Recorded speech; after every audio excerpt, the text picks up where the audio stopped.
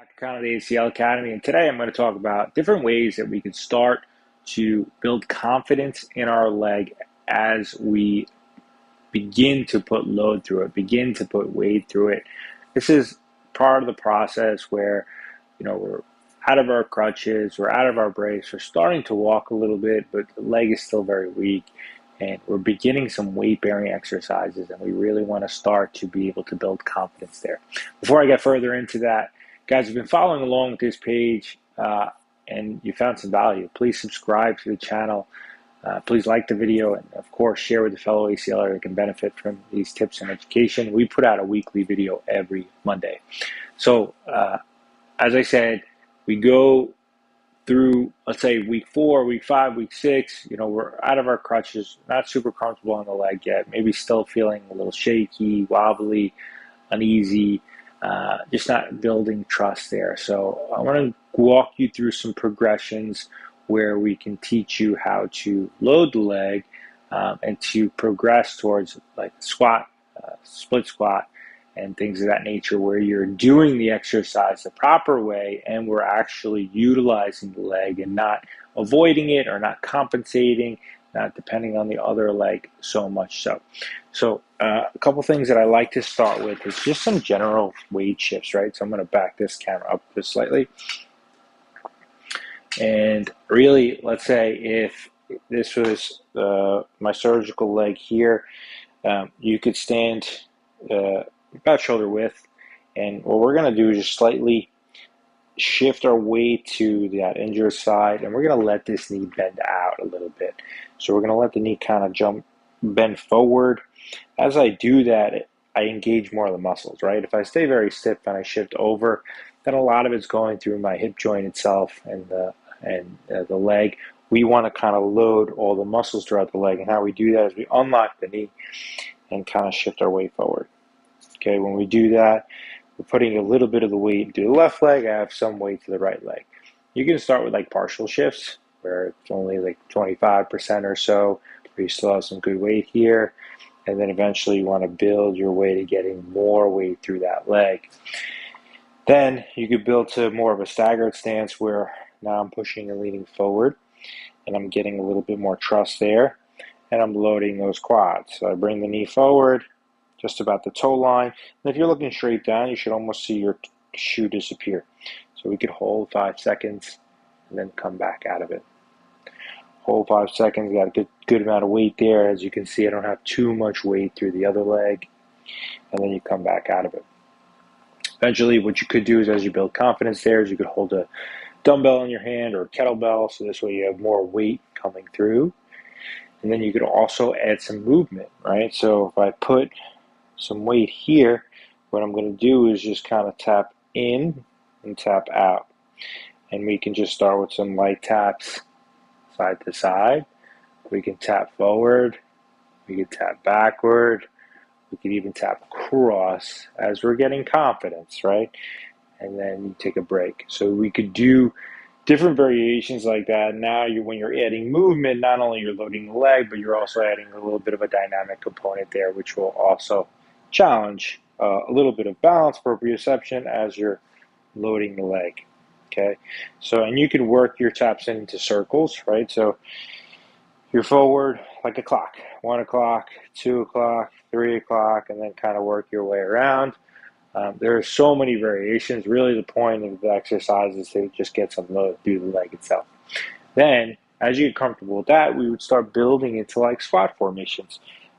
For me, like instead of just doing a squat itself, I like to start with some sit to stands. So if you have, if you're not comfortable on a low chair just yet, you can start with something a little higher up. A bar stool would work as well.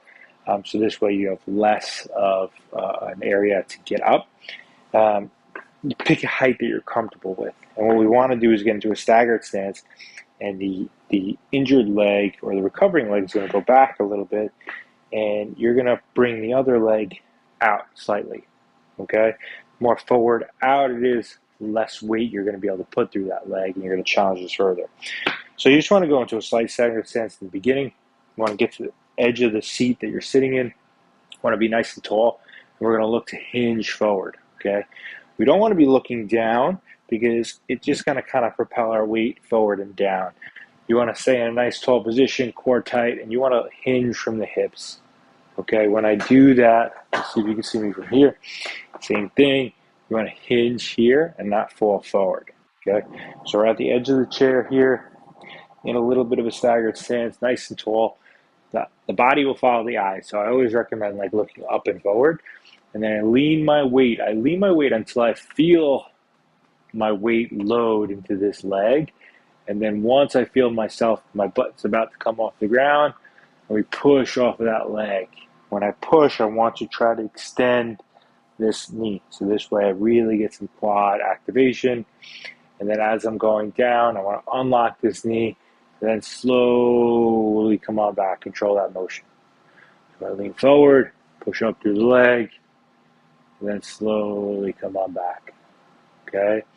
So as you would get comfortable with this, how you challenge this further is you're going to bring out the non-working leg further and further. The further you're out, the more you're going to put weight through this leg, and the less you're going to put weight through here. Okay? Another way to challenge it is you would load with a kettlebell or a dumbbell, whatever you're comfortable with, or you could start playing with chair height, right? So the lower this is, the more difficult it is because you're going to have a deeper range to work through. I know not everybody's going to have a bench like this, but you go from a bar stool to a regular stool to start working some steps. And then same thing, same fashion, you're going to kind of work the progressions that I just made for you, where you'll start slightly staggered and then you'll start bringing that other leg out further.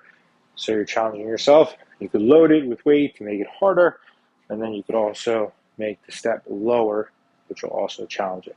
Once you get comfortable with that, you can get into like basically box squats where you are going to have something behind you. You could hold a dumbbell, kettlebell, you could even have a barbell in your hands. But basically, instead of sitting, you're just going to tap, right? So we'll work on formations like this. This would be equal weight side to side. If you want to bias the surgical leg a little bit more, you take the non-working leg in front, and we're just going to same thing, tap. When my leg is further back, that's going to be the leg that's working more.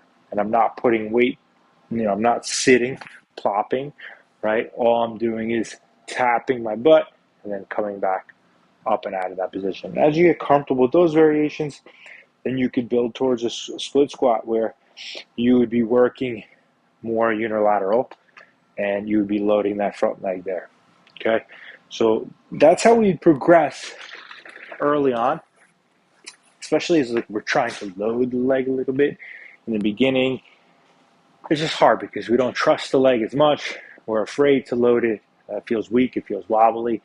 So these are ways that we can begin to start putting some pressure. I do like some general weight shifts and some weight shifts with movement.